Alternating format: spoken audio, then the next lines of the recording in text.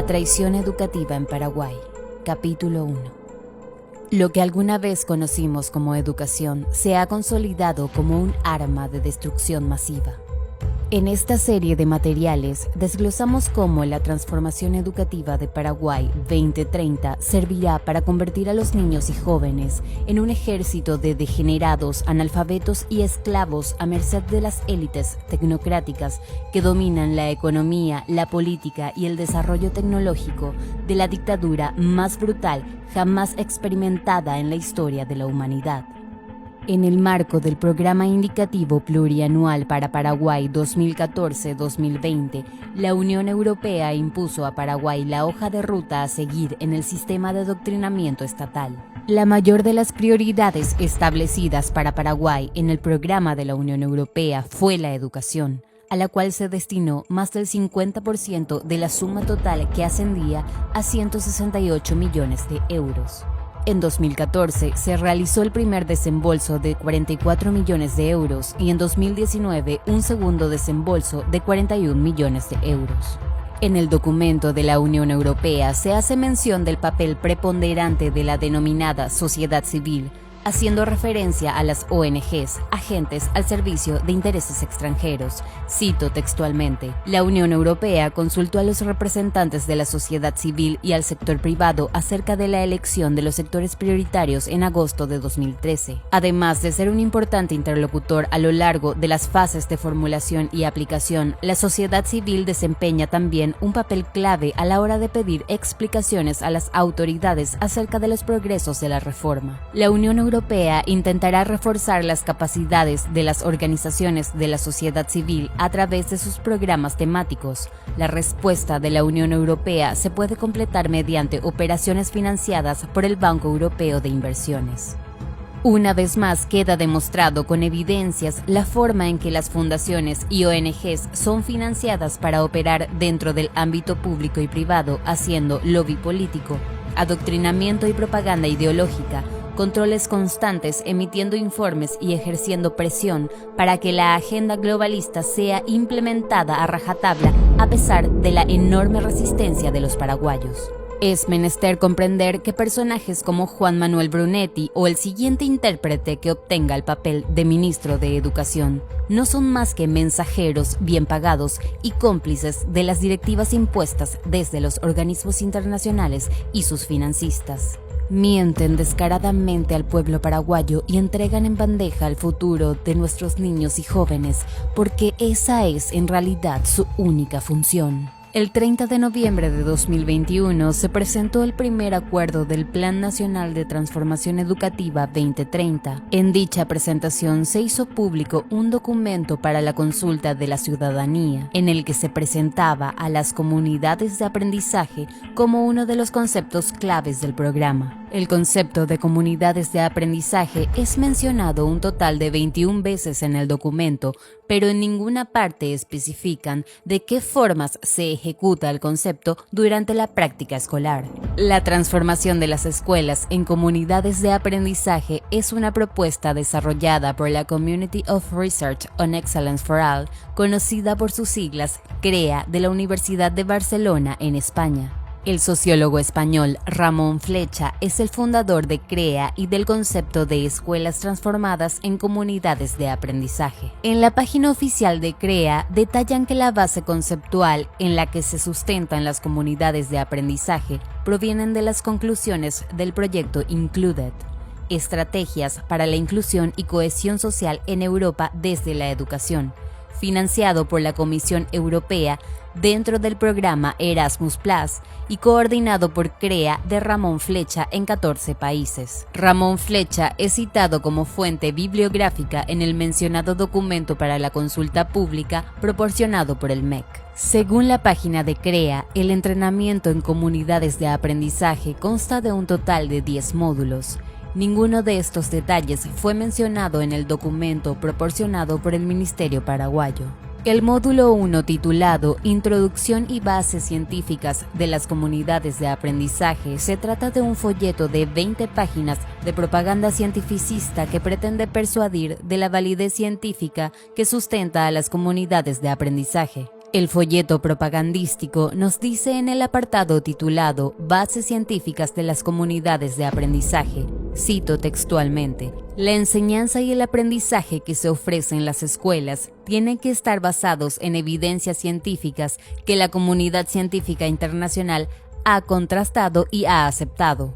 Lo que se olvidan de mencionar es que la comunidad científica que avala estas supuestas evidencias, por lo general es financiada por los mismos organismos internacionales que desean imponer los supuestos hallazgos en los países que se encuentran bajo su dominio. Tal es el caso que aquí presentamos. Tanto el proyecto Step4Seas de la organización CREA, de donde provienen los resultados de las investigaciones que avalan científicamente las comunidades de aprendizaje, como la transformación educativa 2030 que se implementa en Paraguay, ambos son financiados por la Unión Europea. Las altísimas posibilidades de que dichas investigaciones contengan un sesgo favorable a los planes de dominio y adoctrinamiento de los financistas de la Unión Europea quedan en total evidencia y quien no lo quiera ver es cegado por el interés y la complicidad o por la absoluta estupidez e ignorancia. El módulo 1 menciona además que CREA ha mantenido seminarios y colaboraciones con autores como Paulo Freire, impulsor de la pedagogía crítica proveniente de las teorías críticas postmodernas de la Escuela de Frankfurt, y Judith Butler, autora del Género en Disputa y teórica fundacional de la teoría queer.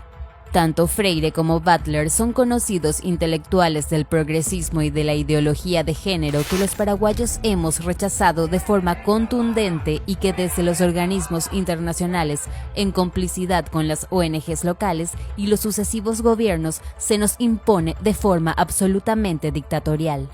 El módulo 2 de la formación en comunidades de aprendizaje se titula Aprendizaje dialógico en la sociedad de la información. En este módulo se introduce de lleno al relativismo, cito textualmente. En las sociedades de la información o del conocimiento, la realidad es una construcción humana, los significados dependen de las interacciones humanas. Un lápiz es un lápiz porque nos ponemos de acuerdo en utilizarlo para escribir o dibujar. Me pregunto si el lápiz se convierte en una silla si nos ponemos de acuerdo para comenzar a utilizarlo como silla. El material del módulo 2 continúa diciendo: el aprendizaje dialógico se aprende a través de las interacciones entre iguales, profesorado, familiares, amistades, que produce el diálogo igualitario. Este igualitarismo ideológico es la ventana de Overton que introduce el anhelo de emancipación de los menores de edad de la patria potestad de los padres. Si todos somos iguales, niños, adolescentes, padres, maestros y amigos, ¿por qué unos deberían estar sujetos a obedecer a otros? ¿Por qué un niño paraguayo no podría decidir cambiar de familia si le da la gana, tal como hoy ocurre en países que han servido como laboratorios del progresismo y de la ingeniería social? En Canadá, un niño puede decidir cambiar de género, realizarse terapias hormonales sin necesidad de contar con el consentimiento de los padres. En Suecia, si un padre levanta la voz a su hijo, este puede solicitar al Estado que sus padres sean llevados a la cárcel por maltrato infantil. Lo mismo ocurre en Noruega, en donde los padres se convierten en simples cuidadores de sus hijos. El Estado garante de derechos de los niños puede arrebatar a los menores de sus hogares ante la mínima sospecha de que los padres poseen una baja calificación en destrezas parentales. Acusados de adoctrinamiento cristiano, el gobierno separa a hijos de sus padres. Marius Bodnariu, un rumano, y su esposa noruega, Ruth, ambos exmiembros de la Iglesia Pentecostal de Bucarest, se mudaron a Naustdal, Noruega, hace 10 años, donde criaron 5 hijos. Según la información del hermano de Marius, Daniel, el 16 de noviembre agentes de protección juvenil del gobierno se llevaron a los 2 hijos mayores de la familia Bodnariu, se presentaron a su escuela y los sacaron de la clase sin informar a sus padres. Más tarde la policía llegó a la casa de la familia Bodnarius y tomaron a 2 niños más, dejando a Ruth con su bebé de 3 meses de edad, a quien la policía tomó al día siguiente. 2 días después, los servicios de protección juvenil notificaron a los padres que sus hijos estaban bajo el cuidado de 2 familias adoptivas separadas y se estaban integrando bien. Según su testimonio, uno de los funcionarios le dijo a Ruth: los niños ni siquiera los extrañan. ¿Qué clase de padres sois? Marius y Ruth fueron informados más adelante por el gobierno que eran culpables de radicalismo cristiano y adoctrinamiento. Cuando incorporamos de forma sumisa el adoctrinamiento de que todos somos iguales, la autoridad y el disciplinamiento de los adultos ejercidos sobre los niños se convierten en muestras de relaciones de poder desiguales, en las cuales el adulto es el sujeto opresor y el menor de edad el sujeto oprimido. Bueno, vamos a seguir con esta colección de la psicología de la educación y pensar en esta constitución del sujeto de la infancia, de la niñez posmoderna. Podemos pensar en que las grandes instituciones, como la escuela, como la policía, como el hospital, entran en crisis. Entran en crisis tanto a que ya no tienen la credibilidad que antes tenían, ni tampoco tienen la interpelación social y podemos decir la adhesión social que antes se sostenía la modernidad a partir de estas instituciones. Aparece esta ruptura de los grandes relatos. Un gran relato, como era la modernidad, era esto, ¿no? Orden y progreso, el que guarda siempre tiene, hay que estudiar para evolucionar. Bueno, un montón de estos grandes relatos, ¿no? La nación, la patria, la familia, ¿no? La familia unida. Un montón de estos grandes relatos se empiezan a fragmentar porque se empiezan a entrar en crisis. Entonces podemos decir que este gran relato que sostenía la modernidad se quiebra. ¿Cómo entra la niñez en todo esto? Hay un montón de categorías que van a ver que afecta tanto al niño como al adulto, ¿no? Como es la virtualidad, la realidad virtual.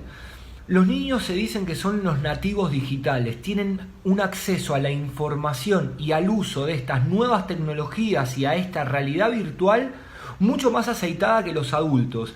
Y ahí se empieza a dar la primera inversión. En la modernidad el adulto tenía más información que el niño, porque el niño era considerado como una tabula rasa.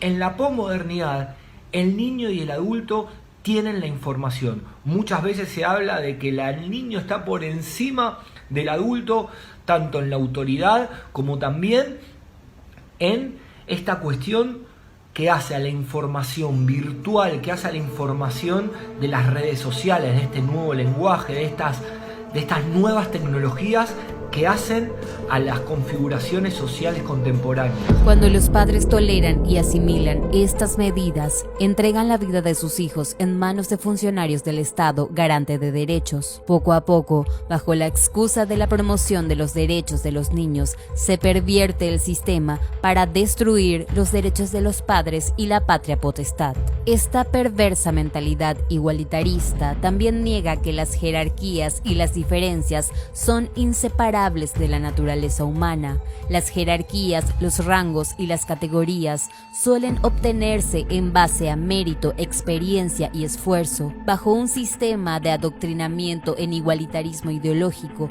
reina la ley del menor esfuerzo.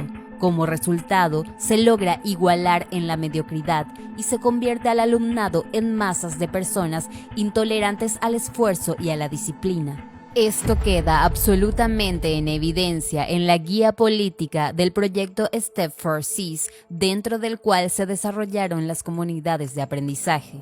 Cito textualmente: fomentar actuaciones educativas de éxito inclusivas que eliminen la agrupación homogénea por habilidades y los grupos de nivel. Estas prácticas amplían la brecha de logros en el rendimiento académico y legitiman el bajo rendimiento de algunos alumnos. La concepción igualitarista fomenta la eliminación de la brecha de logros en el rendimiento académico. Como resultado, se exige nivelar a los estudiantes. Las agrupaciones deben ser heterogéneas. Los alumnos sobresalientes no podrán trabajar juntos para un rendimiento excelente y obtener competitivamente mejores resultados que el resto, sino que se verán obligados a trabajar con alumnos con bajos niveles de rendimiento. En la página 10 del módulo 2, en el apartado titulado Concepción comunicativa, el aprendizaje dialógico, nos hablan de que la orientación del aprendizaje se ejerce mediante la introducción de interacciones. Nos dicen que el diseño del currículum ya no se centra en lo que el alumnado sabe o no sabe, y vuelven a recalcar El aprendizaje parte de las interacciones entre iguales, profesorado, familiares u otros agentes del contexto educativo, suponiendo una diversidad de personas que influyen en el aprendizaje de los niños y niñas. A los padres nos toca hacernos la pregunta: si el diseño del currículum ya no se centra en lo que el alumnado sabe o no sabe, entonces, ¿en qué específicamente se basa? ¿Y a qué se refieren cuando dicen que el niño tendrá interacciones con otros agentes que suponen una diversidad de personas que influyen en su aprendizaje? Otro párrafo del módulo 2 expresa: la concepción comunicativa supone la orientación de la enseñanza hacia los máximos aprendizajes y el papel del profesorado como agente educativo transformador. Aquí se expresa un antiguo concepto de ingeniería social que consiste en entrenar al profesorado y a los actores que influyen en el sector educativo como agentes de cambio y transformadores de la sociedad. Tras 22 años de dejar Granada en las Indias Occidentales, cuando volvimos a Maine, en Nueva Inglaterra, me empezaron a preocupar cosas que vi en aquel momento en la escuela pública primaria e incluso en el jardín de infantes hasta el 4º grado. Me alarmaron mucho los textos en los manuales que exhortaban a los cambios de los valores de los niños, la implementación del humanismo secular, que insta a crear un gobierno mundial que iguale todas las religiones y, según los maestros deben ser los agentes de cambio. En 1971 se publicó en Estados Unidos un controversial documento titulado Guía del Agente de Cambio para la Innovación en la Educación de Ronald Havelock.